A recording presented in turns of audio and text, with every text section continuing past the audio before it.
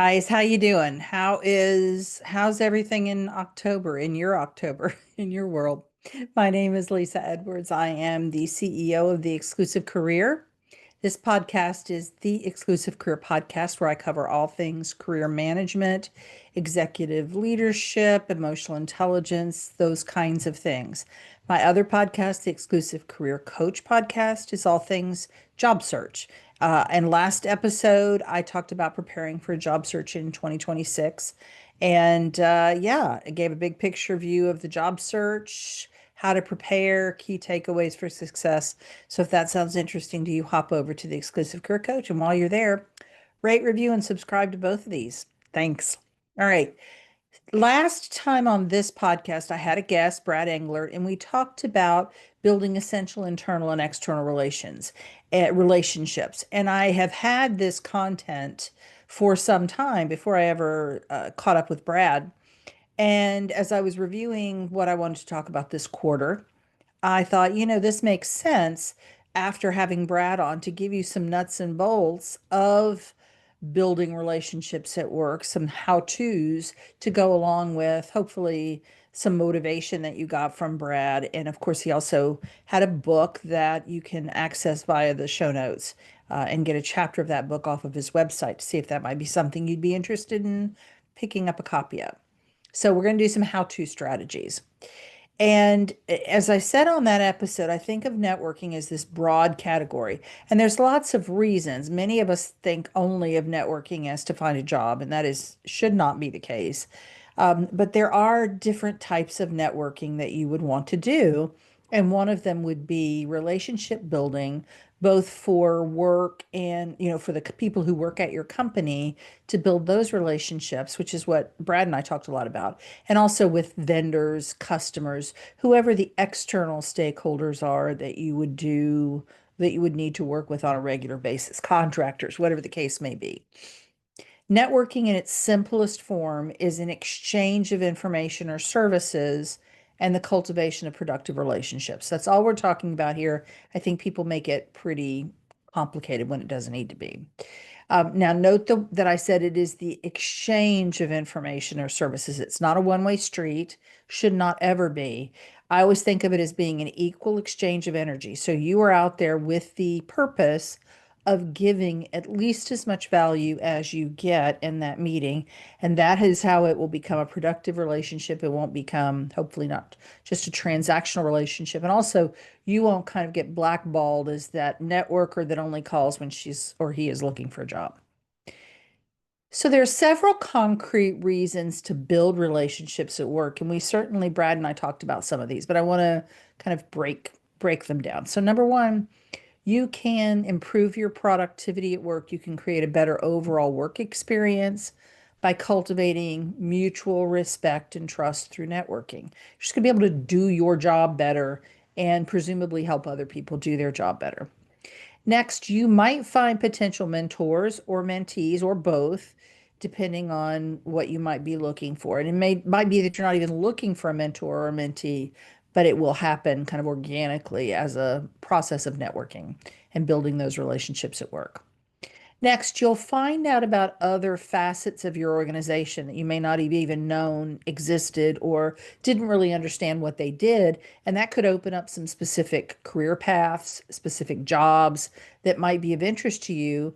And then at the same time that you're learning about them, you're also opening up hopefully an advocate in that area that would be able to help you get into that role should you want to pursue it. Next, you might get opportunities for stretch assignments, committee appointments, project teams, so things that you wouldn't otherwise know about or be considered for, whether that's you raising your hand and saying, hey, I'd like to do that, or because they now know you and know what you bring to the table, they reach out and ask you. Next, you might be exposed to insider knowledge on jobs that are becoming available before they're either posted, on a place like LinkedIn or even on the internal job board. If you make a good enough impression, they may reach out and say, hey, we really want you to apply for this job. And then the network you cultivate means that As those people move on to other companies, and they will, you are now expanding your network outside of your organization. And so then that network that you have becomes much larger and much vaster. Did I just make a word up, vaster? It sounds weird. All right, who should you specifically be networking with? Of course, peers. So people who, whether they're in your department or, elsewise, they're at your level. And that would include cross-functional employees. So they, again, could be at your level, could be up or down, but they are people with whom your department and or your job function interacts with. So whether this is on cross-functional teams or you just need to keep each other in the loop, whatever the case may be. Stakeholders. So, who are the people who have a vested interest in the work that you do, the work that your department does? And conversely, what departments or specific job functions are you a stakeholder in? Also, your boss's peers. Now, you want to ask your boss first about this and kind of ask, some bosses are not going to be okay with this, but getting to know those people at that next level could be really helpful for that move across to another department of the organization or being asked to do stretch assignments and that kind of thing. And then finally, movers and shakers. So just those people could be high potentials in the organization, people who are well known, who have a pretty high profile. They're just kind of those people that are identified as they're going places. You want to get to know them, and you want them to know you. Next, I want to give you some ideas for how to get this started. One thing, I think a very simple thing to do is invite them for coffee. So whether that's a virtual coffee meeting over meetings, over Teams or Zoom, whatever, or you're geographically close to each other and you can, this is the same company. So maybe you have a cafeteria in your company. You can go down and grab a cup of coffee there. Or if depending on your setup, you meet at a coffee shop in town, or if they're in another location of your company, you could set up a time when one of you is going to be in geographic proximity to the other one and have a coffee meeting. Ask if you can stop by their office for 15 minutes or schedule a virtual 15-minute meeting. So coffee is optional in that one. Invite them to lunch. I think that's a great way. I think that's a nice next step for many of them after that coffee meeting seems to be productive. Hey, let's go to lunch together. Invite them to a luncheon meeting as your guest. So think about the people in your network, the people who you work with who might benefit from whatever the topic is of this luncheon, whatever the speaker is going to be speaking about, and who would benefit from that. And then I'll invite them as your guest and you pay. Accept other people's invitations to the same sort of things. So luncheon events, cocktails after hour, happy hour, whatever it might be. What do you say once you meet these people? This is a question that I get a lot from my clients. I don't know what to say. I find it very useful to get the other person talking about themselves before I have to say anything about me. So if I have a 30-minute meeting, I'm going to make the first 20 minutes about them because I really want to get to know them better. And I can get my point across. I can tell them whatever I need to tell them in the 10 minutes at the end. Here are some questions you could try asking. What are you currently working on? How did you land this job? What's the best part of working in your department? Who in the company have you especially enjoyed working with and why? What has been your proudest achievement in this company? How did your degree end? So look them up on LinkedIn, which you should do anyway. See what they have a degree in, where they got it from. How did that prepare you for this field? And you may see something else interesting about their career path, their education, something on there that is interesting to ask about as well on LinkedIn.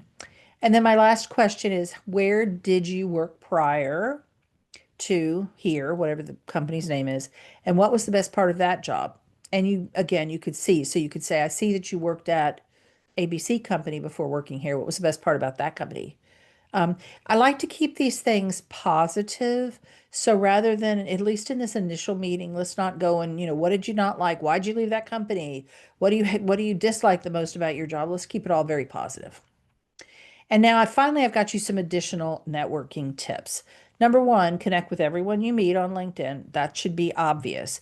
Um, Increasingly, people are not using business cards because it is that extra step that you have to take. So whether you choose to do something like I don't know what the category is called, but mine's a dot card.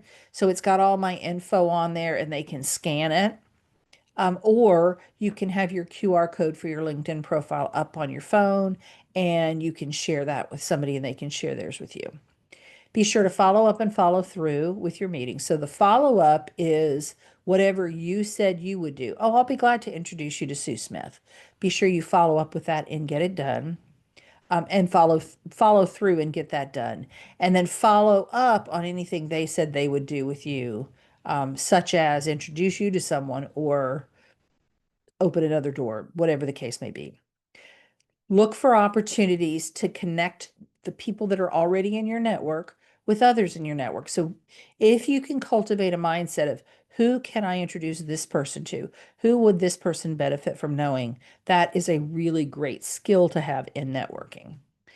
Create a system for regular touch points. So for some people, it may be once a year is sufficient. I just want to touch base with them once a year. I'm going to make a calendar reminder for that. And I might make a note about what I want to check in with them. How's the baby doing? Maybe they just came back from maternity leave when you met them this time. The other people you may want to meet more frequently, like quarterly, even monthly. So set up that system and then have calendar reminders to help you with that. And then finally, look for opportunities to connect and stay in touch between more formal meetings. So this can be something like sending them an article you think that they would be useful for them, send them kudos for something that they announced that they got a new certification on LinkedIn, send them a kudo for that, comment on, they post something and you comment on them. So there's lots of ways that are very low impact in terms of your time and energy that would be a big impact for them in terms of, just that constant staying in contact.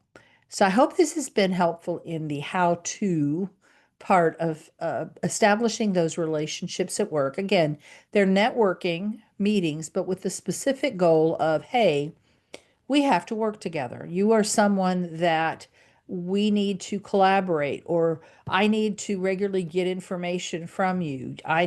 You need to regularly get information from me. We've got this project coming up together and we've never worked together before, so we need to start working together.